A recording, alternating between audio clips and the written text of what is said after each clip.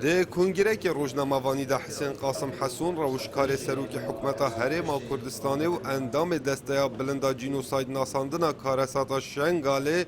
وسا دا خویا کرن کلج ناف و کلین و دیفچونه یا نیف دولتی یا سر به نتوین هفگرتی و لسر جینوساید ناساندنا کردین ازدی بداوی هات در انجام راپورتاوان وسا دا خویا کرن که همی مرجن جینوساید ده کارسات شنگاله دا هنه نتائج دي لجنة تحقيقي بيجي افتاوانا دجي كرداني دي ازيدي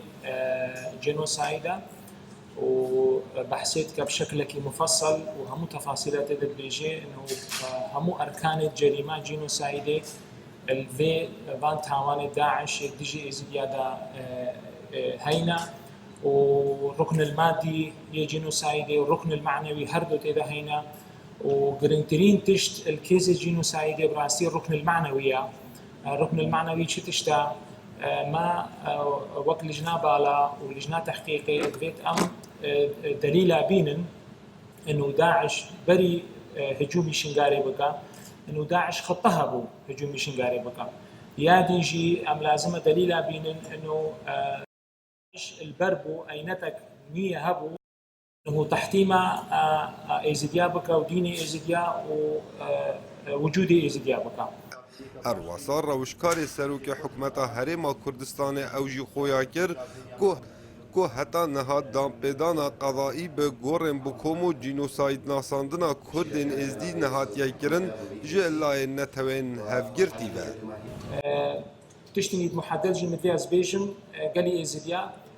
حتى انها بريارك قضائي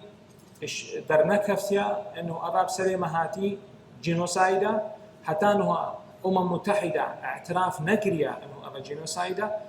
اف لجنك الدوليه تابع متحده توصيات رفعتك ونتائج رفعتك هيش متحده اعتراف نكريا بس با اف خطوه ايجابي بودا اف كيس تحويل بو محكمة جناية الدولية الآن محكمة متخصصة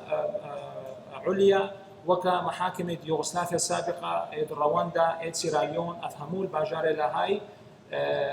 هاتينا تشيكرن برياء متحدة هر ده اوی کنگره روزنامه‌وانی دا حسین قاسم حسون اوجی خویا کر که حتی نها زیده ترج هزار و کولینان جلای وان و هاتینه کرن دیگل کسو کارن کشتین گورن بکوم هر وسط ده تزانین که حتی نها دناف برا 25 حتی 30 گورن بکوم هاتینه آشکرا کرن ده تا پیش بینی کرن که زیده ترج 1300 کسان تیدا هات بنا کشتن کاوا عمر دنگ امریکا دهوک